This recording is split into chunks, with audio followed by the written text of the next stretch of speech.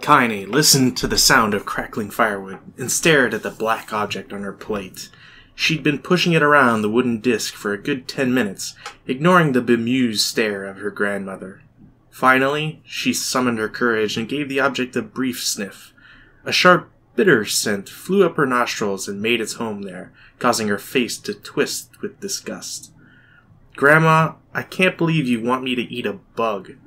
The old woman threw some more wood under the cooking pot and snorted. "It's no bug, you fool girl. It's a berry. Why in the hell would I be feeding you bugs?" "Yeah, well, it sure looks like a bug," said Kaine. "And I think it's burnt or something, because it smells terrible." With that, Kaine held her nose and threw the berry in her mouth, chewing as little as possible. "Oh, yeah, that's terrible, all right." "Why, you little brat," laughed the old woman.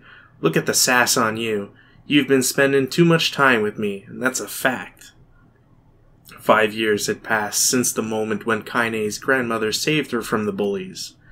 As is often the way with two stubborn people, their relationship had grown in fits and starts, but moved forward all the same. Meals that used to be somber affairs were now filled with laughter and hurled abuse in equal measure. Kaine could not remember a time when she had been happier. As the years went by, Kaine started to shoulder more and more of the daily responsibilities. Her grandmother's legs grew weaker by the day, and she could no longer do many of the chores she used to take for granted. And so this morning found Kaine lacing up her work boots with a breakfast of burned berry rolling through her belly. "What are you going to do today?" asked Grandma suddenly. Kaine looked up, surprised. The old woman rarely asked for specifics anymore.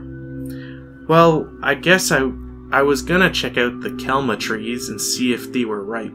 I thought we could make some jam or something. Oh, and I'm going to pick up some flagstones, so I need to take the wheelbarrow." "Flagstones? What in the hell for?" Kaine stared at her grandmother, then held out an arm and swept it around their home. Constructed mostly of cloth, rope, and rubble, the old place sagged like a boxer in the final round. "Grandma, a dying cat could chew through this house. I'm going to build a stone wall so we have some protection." The old woman laughed, exposing her toothless grin to the world. "Goddamn, girl, if a bunch of thieves want to ransack this old place, let 'em come. We got nothing worth stealing anyway." "I'm not worried about thieves, I'm worried about shades. People saw one west of the village yesterday." The old woman tilted her head and stared at her granddaughter. "Well, shoot. I don't know why you have to do it today. We can worry about it some other—" "Grandma, no. If I don't go to the kelma trees, we won't eat tonight. You know that." A confused expression passed across the old woman's face, and for a moment she was a small child lost at a carnival. Yes, she said after a bit. "Yes, of course you're right. I'm sorry, Kaine. Lately it seems my mind is—" She didn't finish the thought, instead walking over to her nightstand and gently taking the wreath of lunar tears from the drawer. The flower's petals had aged to a brilliant whiteness, and Kaine thought it was more beautiful now than the day she first received it. "You're gonna be a true woman soon," Grandma said as she placed the flowers on the girl's hair. "So that means less chatter about shades and building defensive walls, and more talk about how beautiful you've become." Annoyed, Kaine reached up to remove the garland, but the look on her grandmother's face stopped her hand. "You're a beautiful thing," said the old woman, "and there ain't another like you in all the world. I'm very proud of you." "Okay, Grandma, that's enough goddamn compliments for one day." "Such a mouth on you. Where did that come from? Gee, I wonder." "I'll teach you to sass me, girl," yelled Grandma. Suddenly, she lurched forward and grabbed Kaine by the ears, pulling her around the room with a crazed grin on her face. "Grandma!" yelled Kaine in a quaking voice. "Grandma, stop it! What in the hell?" The old woman stared at her and blinked, then slowly held her wrinkled hands out as if it was the first time she had seen them. Oh, I don't know what happened there. I'm sorry, girl. Sometimes my mind just—" Kaine thought the look on her grandmother's face was the most heartbreaking thing she had ever seen. "Listen," she began. "Maybe I should stay home after all." No, I won't have you stay here to keep an eye on an old codger like me. You go get your fruit and your wall and whatnot. I'll be fine. And when you come back, I'll have a nice grasshopper dinner waiting for you. Kaine rolled her eyes, then kissed her grandmother on the forehead, and made ready to depart, trying desperately to ignore the worry that was gnawing at the walls of her heart. Kaine could feel the old woman's eyes watching her as she moved down the path. Don't turn around, she told herself. But in the end, the temptation was too great. She spun on her heel for one final look and saw a small, bent woman standing in front of a ramshackle hut with a sad expression on her face. God, she looks so old now. It's like the wind could reach down and just carry her away. Kaine worried about her grandmother all day, causing her work to suffer. What little fruit she could collect was tossed carelessly in the wheelbarrow, and she only found a couple of stones before losing interest in the project. Finally, as dusk approached, she decided to call it a day. Cursing herself for the lack of focus, Kaine pushed the nearly empty wheelbarrow back down the path. As she crested the final hill, she suddenly froze in place. The wheelbarrow fell from her fingers and collapsed on its side, sending a few pieces of wrinkled brown fruit rolling back down the hill. Her gaze was transfixed by a thick black cloud that hovered just ahead. Tracing its path with a finger, Kaine suddenly felt her stomach knot in on itself. No! Oh gods, no! Her grandmother's house was ablaze, the flames licking up as if trying to touch the sky itself. Grandma! Grandma! Kaine ran then, faster than she'd ever moved in her life. Once she tripped on a stone and went sprawling into the rocky ground, but she leapt to her feet and continued running, unmindful of the blood that spilled from her wounded hands and knees. As she got closer and closer, Kaine's mind began to race in time with her footfalls. It's too dark, not just fire, can't be fire, too much smoke, gotta save her. She burst into the front yard and came to a sudden halt, her worst suspicions confirmed. The smoke from the fire was mingling with the thick, inky blackness of an enormous shade. The massive creature supported itself on 3 twisted feet and achieved balance through means of a large, armored tail.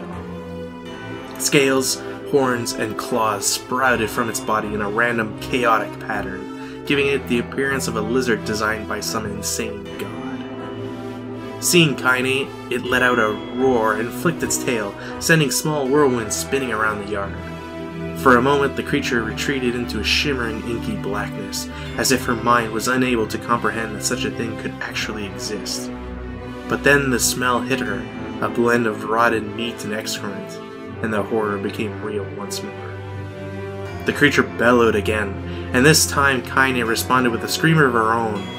"All right, you bastard," she thought as her scream echoed off the high cliffs around them. "It's you or me. Let's go."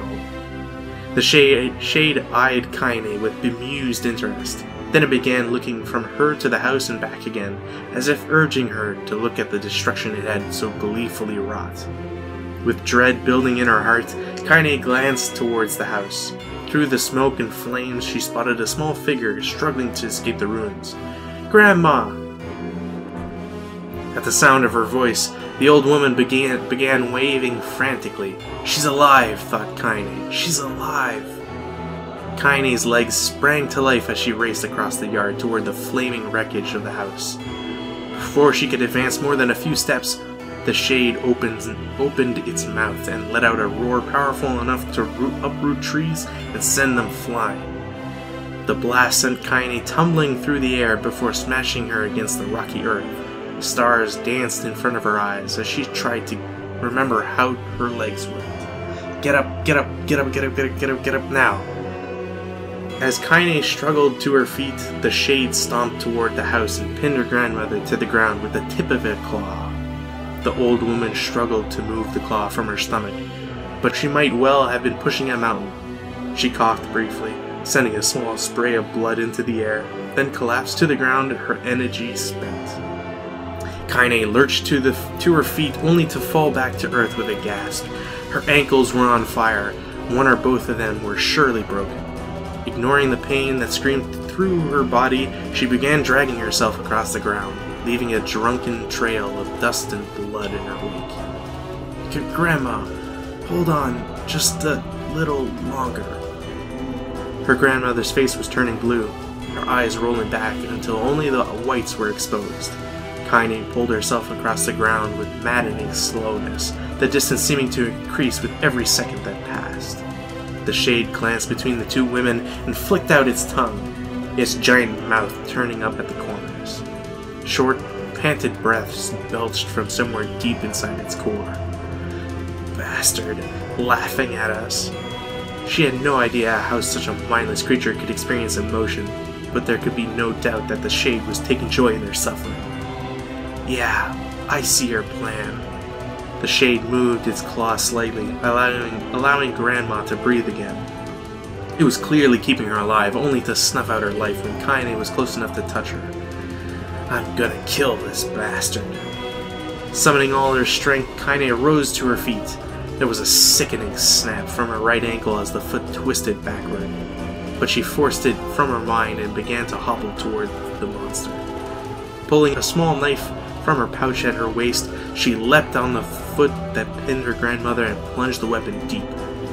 Give her back, she screamed. Give her back to me.